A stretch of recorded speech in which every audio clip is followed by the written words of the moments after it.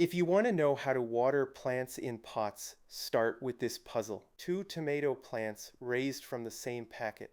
One went into the ground at the allotment. One went into a pot on the patio. Same week, same sun, same watering can. By Friday tea time, the allotment plant had barely noticed the heat. The pot one was gasping. Same plant, same weather, different physics. I am Michal. Today, why pots dry out so fast and what actually helps. First, a quick nod to last week. We walked the rain shadow, those dry strips by walls and fences where the rain never quite lands. Here is the awkward bit. That is exactly where most of us keep our pots, by the back door, against the house, under the eaves. Even in West Belfast, where it rains more than anyone would like, half my pots never feel a drop of it. But shelter is only the start. The real problem is what a pot is. Out in open ground, your plants sit on top of a deep bank of soil. When the surface dries, the roots follow the moisture down. We covered that back in episode 3. The soil underneath is a savings account. The plant can keep drawing on it long after the surface has gone gray. A pot has no bank. There is the compost you gave it, then the pot wall, then air. When that is spent, it is spent. The roots grow out to the wall, circle round, and stop. There is nowhere left to chase. So a pot is not a small garden. It is a different physical system. A bucket, not a well. And the numbers are blunt. In hot summer weather, the compost in a hanging basket can hold about half a day's water. Half a day. You water at breakfast, and by tea time the tank can be empty. Nobody is doing anything wrong. That is just the size of the bucket. Now for the part most people never think about. Where does the water actually leave from? Out in the garden, soil dries from one place only, the top. Everything below sits in the dark, still and sheltered. A pot is a different story. It loses water from the top, same as a bed, but the sun also warms the side walls. If the pot is terracotta or fabric, the wall itself breathes moisture straight out into the air, and the wind wraps around the whole thing and lifts water off every surface it touches. A pot is all edges, and the edges are where the drying happens. Hanging baskets get the worst deal of all. Small tank, huge surface, hoisted up into the breeze. And here is the counterintuitive bit. For a basket, wind is a bigger thief than sun. Think of the washing line. A gray, blowy day dries your shirts faster than a still, sunny one. Nobody hangs washing in the shed and hopes. Your basket is the washing. So when a hot spell is coming and you are deciding which pots to worry about, do not just look for the sunny spots, look for the windy ones. A basket swinging in the gap between two houses is losing water faster than one in full sun in a sheltered corner. Hold that thought. It points at the cheapest fix in this whole episode, and we will get to it before the end. Which brings us to the great pot debate. Terracotta or plastic? Here is the physics, and then an honest answer. Terracotta is fired clay, and fired clay is porous. Soak a terracotta pot and lift it, and you can feel that it has drunk. Water moves out of the compost into the wall and evaporates off the outside. The whole pot works like a wick. That is why the classic clay pot dries out fastest of all. Fabric grow pots breathe the same way. Plastic could not be more different. Nothing passes through the wall. The only exits are the top surface and the drainage holes. A glazed pot, the shiny ceramic sort, behaves like plastic too, because the glaze seals the clay. So plastic and glazed pots hold their water far longer. Case closed then, buy plastic. Not so fast, because drying out is not always a fault.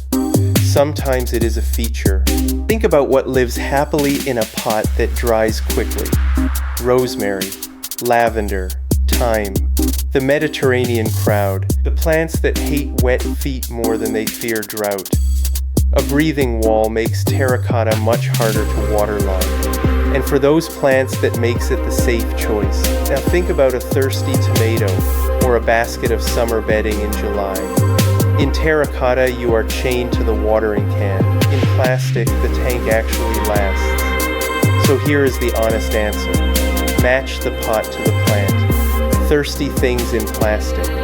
Dry lovers in clay. Whichever you choose, you have picked a side in the physics. Now, all this physics could leave you thinking pots are doomed in a heat wave.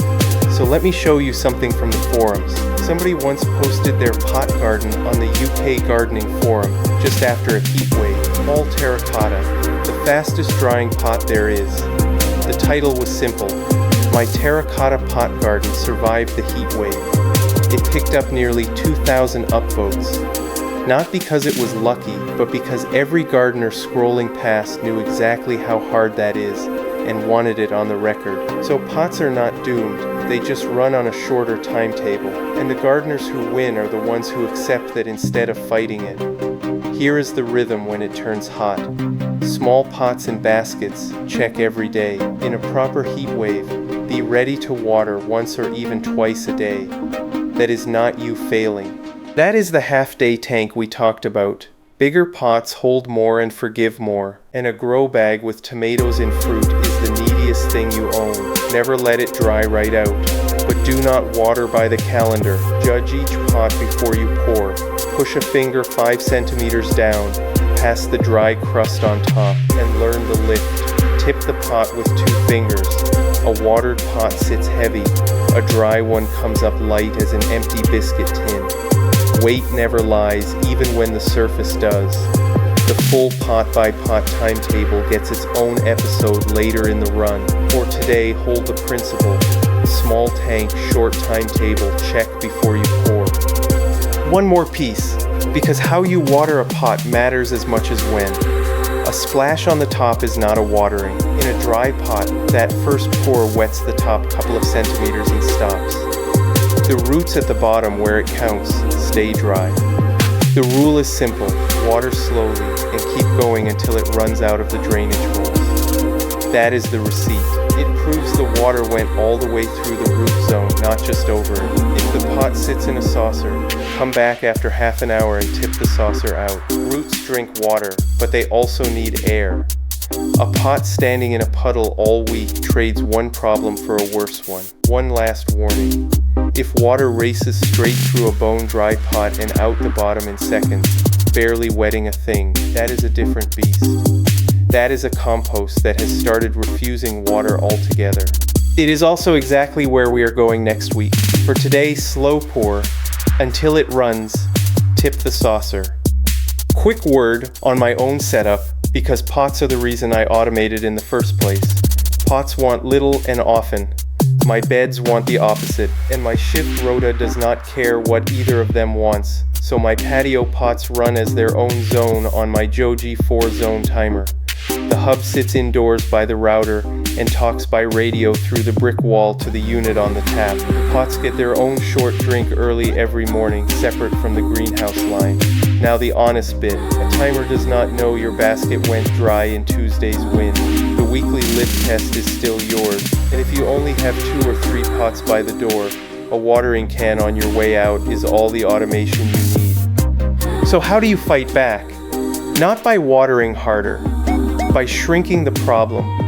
First, and best, go up a pot size. It sounds too simple, but the arithmetic is lovely. One size up roughly doubles the compost, and that roughly doubles the water the roots have to live on. Double the tank, halve the panic. If one plant on your patio keeps fainting every afternoon, do not buy a gadget, buy it a bigger pot. Second, group your pots. A lone pot takes the sun and the wind on every side. Huddle them together and they shade each other's walls and break the wind for each other.